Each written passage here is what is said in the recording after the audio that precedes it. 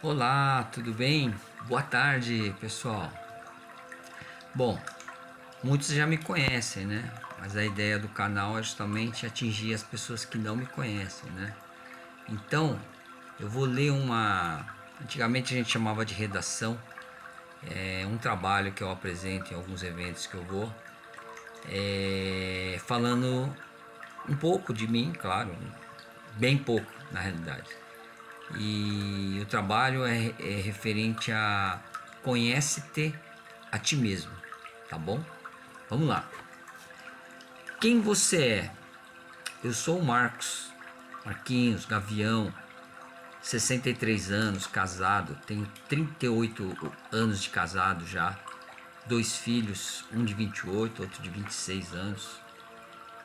Tenho muitos amigos, sou formado em administração de empresa, pós-graduado em gestão de saúde, jogo futebol, faixa preta de karatê, desfilei na escola de samba, na bateria por 6 anos e blá blá blá blá blá blá blá blá blá. Podia ficar falando muita coisa aqui da parte profissional também, né? Mas quem você é substantivamente, Marquinha? Você só pode ser alguma coisa substantivamente perante quem tem substância. E quem tem substância? Vamos lembrar. Quando Moisés pergunta para Deus: quem é você? O mesmo responde: eu sou, eu sou. Ele deu a solução a um enigma terrível. Só existe um eu no mundo. Só tem um ser que pode dizer a palavra eu com plenitude, porque nele não há alteridade, não há elementos externos. Agora, em nós, quantos elementos externos existem? Primeiro, você é composto por aquilo que você come e expele todo dia. Isto modifica o seu estado mental, a sua conduta, etc, etc, etc. Em segundo lugar, você tem todas as imagens e símbolos que foram impregnados na sua mente, vindo da cultura, da educação, do meio ambiente, etc, etc, etc. Tem todas as imagens que as outras pessoas projetam sobre você e que, de certo modo, lhe dá uma imagem reflexa de si mesmo. Tem todos os elementos hereditários que você desconhece completamente, ou seja, há muitos elementos estranhos na sua personalidade, estranhos e totalmente até desconhecidos por você. Por exemplo, é só um exemplo, hein? Se você tem um tataravô assassino, aquela tendência assassina está dentro de você, ela é você, você pode chamá-la de eu, você assume essa tendência? Não, claro que não. Então veja, o nosso eu é mais composto de alteridade do que de qualquer outra coisa. Então, toda a nossa imagem que temos de nós mesmos é um fluxo de impressões evanescentes e nós não podemos dizer a palavra eu de pleno direito. Nós só dizemos por delegação, porque o eu sou nos conferiu, por certo aspecto, uma pequena capacidade de ser um eu. O eu, na verdade, seria apenas a consciência plena e clara de si mesmo, que assume total responsabilidade por seus atos, estados, pensamentos, sentimentos, intenções, etc, etc. Somente neste momento você é efetivamente um eu, e nesse momento você está à imagem de Deus, dentro de uma escala bem pequenininha, certo? Ok? Quando você conhece a ti mesmo, você sabe o quanto essa imagem pode ser feia perante ao olhar de Deus.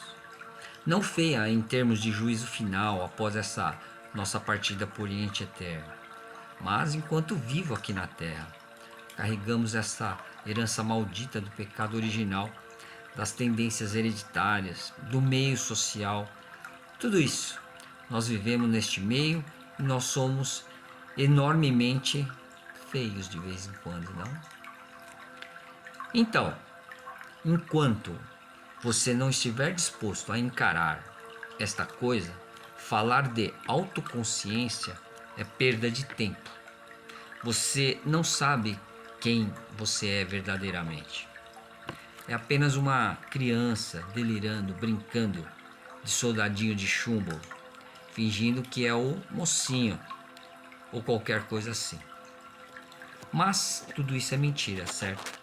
Assim como também é as imagens terríveis que você projeta de si mesmo na hora que você está com um pouco de vergonha.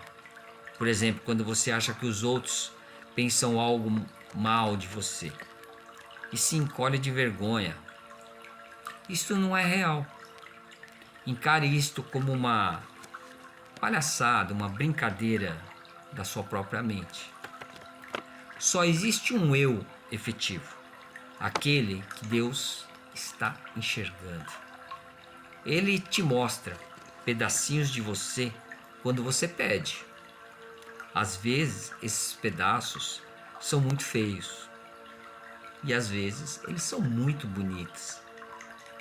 Tem horas que você não aguenta e pede para Deus: mostra que você me ama. E daí ele te mostra uma outra coisa que você pode ser ou que está reservado para você ser. Este é o único conhecimento que existe. Quando se fala de um exame de consciência, tipo, eu fiz isso, eu fiz aquilo outro, a única coisa importante e que importa é você ter uma total disposição para saber que Deus sabe a teu respeito. Ele sabe de tudo. Então, Ele pode te mostrar isso. Caso você começar a viver, isto é, integrado a Ele, sendo parte dele, aí sim atingirá uma consciência de si mesmo, vivendo a sua verdadeira essência e com substância. E o que tem substância tem efeito. Este é o estado de consciência a ser atingido. Caso você não consiga isto, continuará como aquele soldadinho de chumbo que nós falamos, com muita pose, muito fingimento, sobretudo baseado na necessidade que as pessoas têm de consertar a sua autoimagem, de projetar uma imagem melhor ainda, e com isto o sujeito só acrescenta mais uma mentira à sua formidável coleção de mentiras.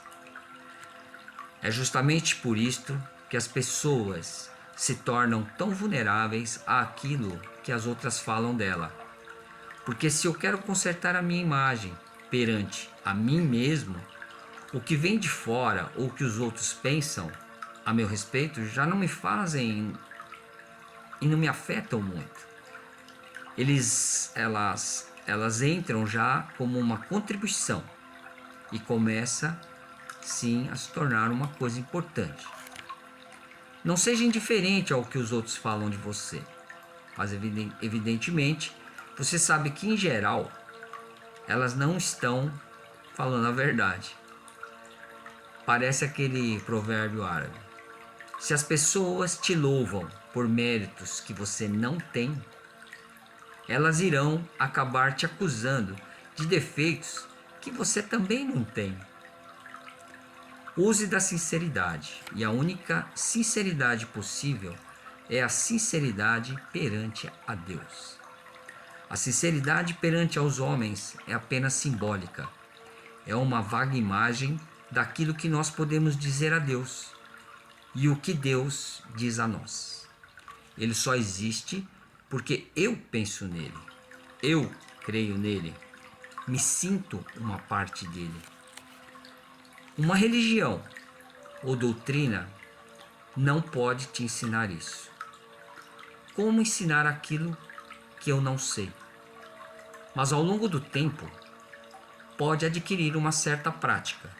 E se você permitir que Deus mude você de alguma maneira, Na hora que isso acontecer, você entenderá que é uma pessoa que sabe das coisas, que age, que tem meios de ação, uma pessoa que nós nem ao menos imaginávamos. Terá um brilho, uma luz e vibração que contagiará a todos. Dito isto, eu lembro a vocês, todos vocês, mesmo que tenham uma vida de estudos muito dedicada e séria, a mesma poderá não ter valia se não houver por trás dela uma substância humana verdadeira. Ou seja, nada vale deste conhecimento adquirido se não houver caráter, firmeza na agitação deste mundo material, no meio das tentações, dos pecados, das ofensas recebidas. Aí sim você poderá tentar alguma coisa, aplicar a sua essência e deixará um legado eterno neste mundo de ilusão, neste plano manifestado em que vivemos, né? Essa Matrix. Aí sim viverá no mundo real, que é o mundo espiritual. Marquinhos Gavião Loucura. É isso aí. Bom, depois nós comentamos sobre esse trabalho, né? Esta minha redação sobre mim mesmo, né? E que eu tenho procurado vivê-la e norteado as minhas decisões aqui nas minhas atividades, não só profissionais, como principalmente as pessoais e sociais, beleza? Eu tenho que dar o mérito à bibliografia, tá? Porque muita coisa daqui, ou praticamente tudo, não é da minha autoria, tá? E nem sei também, pode ser até que esse vídeo nem permaneça, porque o YouTube pode adquirir os direitos autorais, e aí tudo bem também, não tem problema nenhum, tá bom? Eu usei muito um vídeo do filósofo brasileiro Olavo de Carvalho, tá bom? É um vídeo no YouTube, tá? Que tá aqui, o seu eu verdadeiro, a autoconsciência, onde ele fala muito sobre isso, tá bem? E eu, graças a Deus, pude compreender, aplicar, né? E depois eu vou falar sobre o próprio vídeo ligado à vida espiritual na doutrina que eu vivo hoje também, tá bem? Um beijo no coração de vocês. Tchau.